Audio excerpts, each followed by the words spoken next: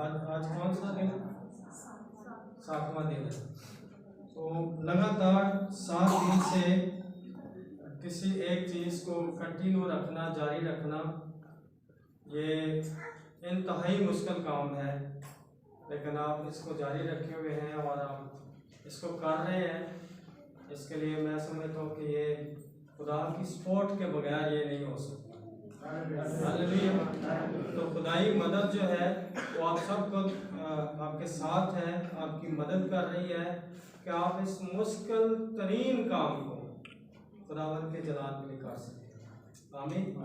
God bless you. मेरा ईमान है कि जब हम जारी रखते हैं, मैं अक्सर ये कहता हूँ, एक जुमला अक्सर मैं कहता हूँ अपने भाइयों को, अपनी बहनों को, के लोगों को, कि शुरू करना कामयाबी नहीं है। ध्यान से सुनिए, शुरू करना कोई भी प्रोग्राम, कोई इबादत, कोई ख़ानदानी प्रोग्राम शुरू करना कामयाबी नहीं है, जारी रखना कामयाबी है। आमीन।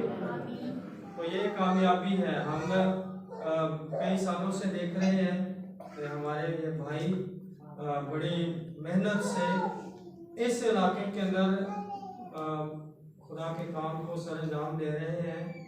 तो ये जारी रखे हुए हैं, इसी में कामयाब। और आज हम थोड़े हैं, मेरा यकीन है कि अगर हम इसको जारी रखेंगे तो एक दिन आएगा कि यहाँ पे पाँव रखने की जगह भी नहीं। इसको जारी रखना ही कामयाबी है।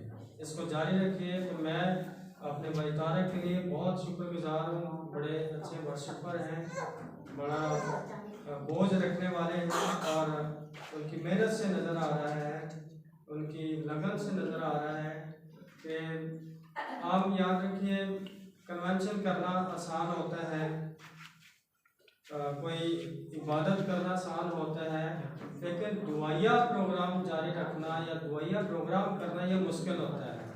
तो खुदा का बंदा इसको जारी रखे हुए है, इसके लिए खुदा की शुक्रगुजारी। तो मैं चाहूँगा कि भाई तारक के लिए, मैं एनी के लिए ज़ोरदार तालियां बजाऊं।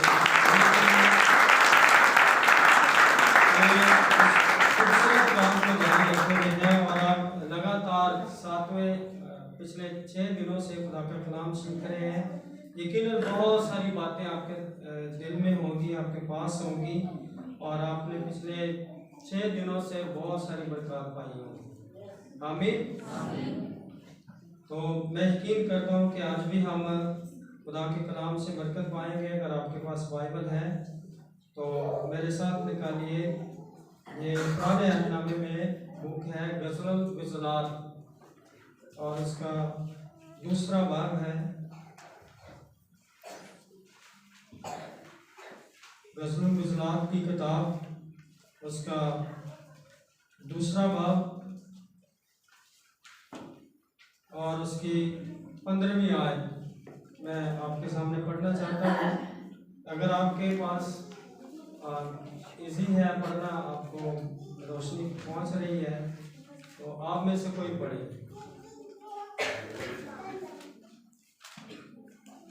ये एक सिंगल आयत है, इसको पढ़िए ज़रा। कोई भी खड़ा हो और खुदा के कलाम की तिलावत करे। जी, मिल गया? ये थोड़ी मुश्किल किताब है, ढूंढने में मुश्किल होती है। ये आपको यशायाह की किताब के पीछे मिलेगी, दूसरा बाब है और उसकी 15वीं आयत। यशायाह की किताब के पीछे जो बुक है वो गज़लुल गुज़लात की किताब है, उसका दूसरा बाब और उसकी 15वीं आयत। ये पढ़िए। हमारे लिए लोमड़ियों को पकड़ो, उन लोमड़ी बच्चों को जो ताकिस्तान खराब करते हैं, क्योंकि हमारी साखों में फूल लगे हैं। आमीन। खुदावंद के पाक नाम के पढ़े सुने जाने को इससे सब तशरीफ रखिए।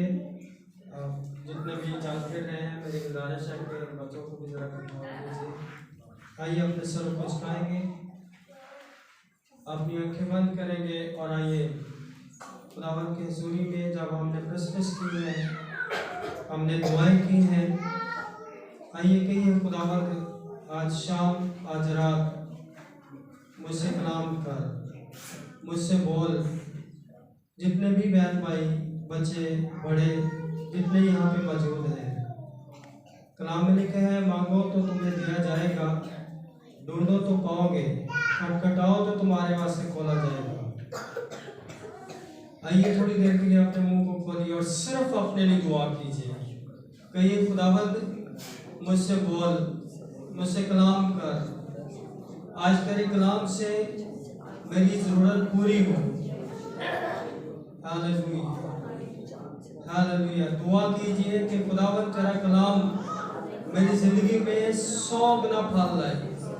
तेरा कलाम मुझे यकसर बदले, मेरी ज़िंदगी में और तब्दीली पैदा करे। Hallelujah, thank you Jesus, hallelujah. सब दुआ कीजिए, जितने बहन भाई यहाँ पे मौजूद है, सब अपने लिए दुआ कीजिए। अपने आप को मुकम्मल तौर पर रूह कुद्स के ताबा कीजिए, ताकि आज के कलाम की हमें ज़ाती तौर पर समझ आए। Hallelujah, thank you Jesus, hallelujah, thank you Jesus, hallelujah. आसमानी बाप, इस वक्त मैं अपने आप को, अपने रूह बदन जान जिस्म को, सोचों और ख्यालों को मुकम्मल तौर पे तेरे ताबे करता हूँ। खुदावंद आप मुझसे कलाम कर, अपने लोगों से कलाम कर। सीखने और सिखाने के सारे अमल में तेरा रूहुल कुद्स हमारी मदद कर। खुदावंद हम तेरा शुक्र करते हैं, हमें सुनने वाले कान और कबूल करने वाला दे। तेरा पाक रूह इस सारी जगह पर कंट्रोल अपने हाथ में ले और एक एक जान पे तेरी बरकत आए। यीशु नाम में दुआ मांग लेते हैं, आमीन। कलाम मुकद्दस में से हमारी बहन ने आपके सामने पढ़ा, हमारे लिए लोमड़ियों को पकड़ो, उन लोमड़ी बच्चों को जो ताकिस्तान खराब करते हैं, क्योंकि हमारी ताकों में फूल लगे हैं। आमीन। ये हवाला जो मैंने आपके सामने पढ़ा है, क्योंकि ये एक दुआया इबादत हो रही है और दुआ करना एक तरह से जंग है। ये दुआ जो है ये हर कोई नहीं कर सकता। दुआ में बैठ तो सकता है कोई, शायद 2 minute, 3 minute, 4 minute, 5 minute, 10 minute तक वो बैठ तो सकता है, लेकिन दुआ में जिस तरह से उसको रहना चाहिए, जिस स्पिरिट में उसको रहना चाहिए, ये मुश्किल काम है। तो दुआ एक जंग है और इसको कर वही सकता है जिसको खुदा तौफीक दे। दुआ करना हर किसी के बस की बात नहीं है। ये मैं पंजाबी में अक्सर ये कहता हूँ, ये खाला जी का वाड़ा नहीं है। दुआ करना मुश्किल काम है और आप लोगों ने मुश्किल काम को हाथ डाला है। इसको हमने जब जारी रखना है तो एक तरह से हम डेली बेस पे, रोज बरोज हम इस रूहानी जंग में बढ़ रहे हैं। और जब हम रूहानी जंग में बढ़ेंगे तो फिर बहुत सारे एक्सपीरियंस हमारे सामने होंगे, बहुत सारे तजर्बात हमारे सामने होंगे। तो ये जो हवाला मैंने आपके सामने पढ़ा है, ये एक फैमिली का हवाला है और यहाँ पे एक लेडीज है, एक माँ है, एक बीवी है, जो ये रिक्वेस्ट कर रही है। इतना वक्त नहीं होगा कि हम बहुत बरीकी से इन बातों की तरफ जाएं, लेकिन मैं फिर भी थोड़ी सी बातें आपके साथ जरूर शेयर करूंगा। वो ये रिक्वेस्ट कर रही है कि हमारे लिए लोमड़ियों को पकड़ो। गजलों गुज़लात की किताब खानदान का घेरा करती है और स्पेशली ये मियाँ बीवी जो खानदान की बेस है। मियाँ बीवी से खानदान जो है उसकी ग्रोथ होती है, उससे खानदान आगे बढ़ता है और खानदान, याद रखिए, ये शैतान की नज़र में भी अहम है और खुदा की नज़र में खुदा भी खानदान को अपने जलाल के लिए यूज करना चाहता है और शैतान भी इस पे अटैक करना चाहता है, इसको तबाह बर्बाद करना चाहता है। इसीलिए जरा थोड़ा सा गौर कीजिए कि कई दफा खुदा के खादिम, खुदा के लोग, कुमार के लोग, लीडर्स जो हैं वो इंतहाई मेहनत करते हैं, बहुत मेहनत करते हैं, उसके बावजूद लोग जो हैं वो अपनी जगह से टस से मस नहीं होते। और रीजन क्या है, वजह क्या है कि जब वो खानदान का हिस्सा है तो खानदान को शैतान रोक रहा है कि वो चर्च के अंदर और खास तौर पे दुआया इबादत के अंदर वो ना जाएं। तो यहाँ पे एक माँ जो है या एक जो बीवी है वो ये रिक्वेस्ट कर रही है कि हमारे लिए लोमड़ियों को पकड़ो। ये किताब जो है इसको गजलों का मजमुआ भी कहा जाता है या फिर इसको गीतों का मजमुआ भी कहा जाता है। और ये किताब जो है यहूदियों के अंदर जो शख्स 30 साल का हो जाता था उसको इजाजत होती थी कि वो ये किताब पढ़े, क्योंकि इसमें कुछ ऐसी बातें हैं जो उससे नीचे वाली उम्र के लोग पढ़ते थे तो वो गुमराही की तरफ चले जाते थे। इसलिए इजाजत नहीं थी कि वो इस किताब को पढ़े।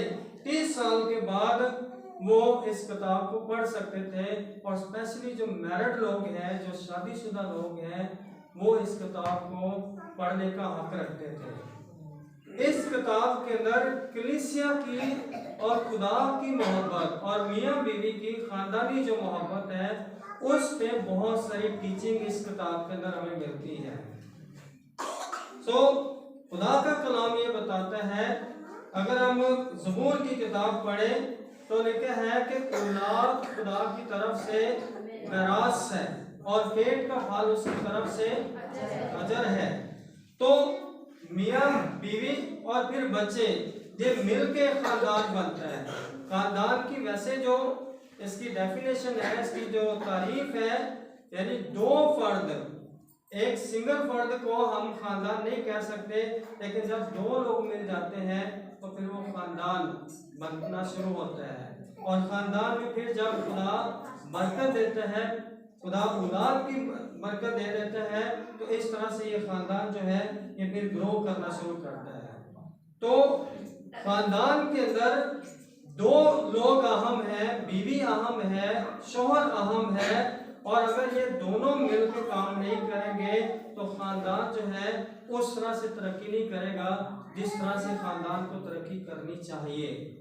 तो बहुत ही जरूरी है कि मियाँ बीवी दोनों मिलके अपने खानदान के लिए काम करें। तो यहाँ पे हमें एक बीवी जो है वो ये दरख्वास्त करती नजर आ रही है कि हमारे लिए लोमड़ियों को पकड़ो। मैं थोड़ा सा लोमड़ियों के बारे में भी आपके सामने बताना चाहता हूँ। बेसिकली खानदान एक टीम वर्क है और पूरा खानदान, कभी कभी ये हमारे चर्चेस के अंदर ज्यादातर देखा जाता है कि बहनों की तादाद ज्यादा होती है और यहाँ पे भी ऐसे ही है, और भाइयों की तादाद कम है। तो भाई समझते हैं ये दुआ करना, ये इबादत करना, ये गीत गाना, ये दुआया इबादत में जाना, ये बहनों का ही काम है। हमारा काम कमाई करना है, मेहनत करना है, शायद वो करते हैं, लेकिन हमने याद रखना बाइबल का पैटर्न ये है कि दोनों मिलकर अपने खानदान के लिए काम करें। तो ये टीम वर्क है और टीम के अंदर टीम उस वक्त जीतती है जब सारी टीम जोर लगाती है। क्या ख्याल है?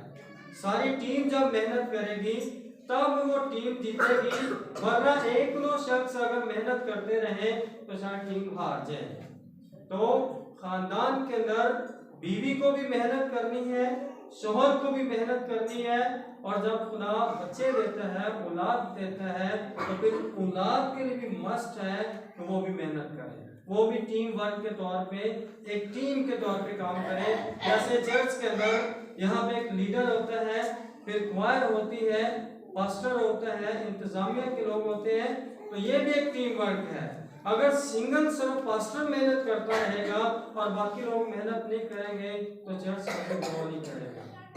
या पास्टर की वाइफ अगर मेहनत करती रहे और फिर उसके साथ और बहनें ना मिले, खानदान के और लोग ना मिले, क्वायर के लोग और ना मिले, तो अकेला शख्स मेहनत करता रहेगा, शायद वो भी फ्रूटफुल हो जाए, लेकिन कहते हैं कि एक होता है, 2 11 हो जाते हैं। तो इत्तेफाक में बनते हैं। तो मिल के काम करने में हम आसानी के साथ अपने दुश्मन को भी शिकस्त दे सकते हैं और उस पर काबज भी हो सकते हैं। तो दुनिया की पहली फैमिली जो है आदम और हवा, वो इसलिए उजड़ गए या इसलिए उनका खानदान जो है वो तबाही की तरफ चला गया, क्योंकि उसमें दोनों ने मिलकर मेहनत नहीं की, दोनों ने मिलकर शैतान का मुकाबला नहीं किया। क्यों? हमारे सामने ये स्टोरी है कि शैतान जब एंटर हुआ बागे अदन के अंदर, तो हवा के साथ बात कर रहा है, शैतान बात कर रहा है, लेकिन आदम शायद अगर उसके पास है, सुन रहा है, तो उसे जवाब देना चाहिए था, लेकिन बाइबल वहां पे खामोश है कि आदम ने कोई जवाब नहीं दिया। इसलिए हमें पता चला है कि सिंगल शख्स की वजह से वो खानदान जो है उसने उस तरह से मेहनत नहीं की और उस खानदान को बागे अदन से निकलना पड़ा, यानी एक अच्छी जगह से दूसरी जगह पे जाना पड़ा। इसी तरह आज चर्च के अंदर, कलीसिया के अंदर जो खानदान मिलकर मेहनत नहीं करते, जो खानदान मिलकर दुआ नहीं करते, जो खानदान मिलकर चर्च नहीं आते, वो परेशान रहते हैं। और मैं ये थोड़ा सा सख्त वर्ड है, ये कहना चाहता हूँ कि वो डिस्टर्ब हो जाते हैं, वो जिस्मानी तौर पे भी, वो रूहानी तौर पे भी, और वो खानदानी तौर पे भी हमेशा परेशान रहते हैं। तो आज जो मेरा पैगाम है आपके सामने, जो मैं आपके सामने जो बातें रखना चाहता हूँ कि खानदान को एक मुट्ठी होकर जोर लगाना है, मिल के जोर लगाना है। सिर्फ वाइफ की जिम्मेदारी नहीं है, सिर्फ शोहर की जिम्मेदारी नहीं है, या अगर कोई बच्चे चर्च जाना शुरू हो गए हैं तो बच्चों की जिम्मेदारी नहीं है, ये टीम वर्क है और सारे खानदान में मिल के जोर लगाना है। फिर हमने याद रखना है, हमने फिर फतह हासिल करनी है।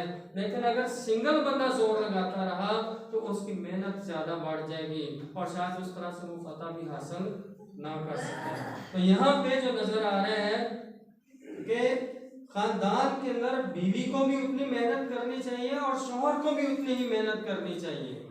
अगर हम पैदाइश की किताब पढ़े, उसका दूसरा बाब पढ़े और 16वीं 17वीं आयत को देखें, तो वहाँ पे लिखे है कि आदम को बनाया गया और उसे बाग के अंदर रखा गया और उसे कहा कि वो बाग की निगहबानी करे और उसकी बागबानी करे। ये 2 वर्ड वहाँ पे इस्तेमाल हुए हैं और इसका मतलब ये है कि कोई भी माली देख ले, अगर वो अपने बाग पे मेहनत नहीं करेगा तो उसका बाग इतना खूबसूरत नजर नहीं आएगा। तो मियाँ बीवी अगर अपनी फैमिली पे मेहनत नहीं करेंगे, काट छाट नहीं करेंगे, तो फैमिली उतनी खूबसूरत नजर नहीं आएगी जितना नजर आना चाहिए। आमीन। आप मेरे साथ हैं सारे? यस। तो क्यों यहाँ पे लूमड़ियों के लिए कहा गया है? ये एक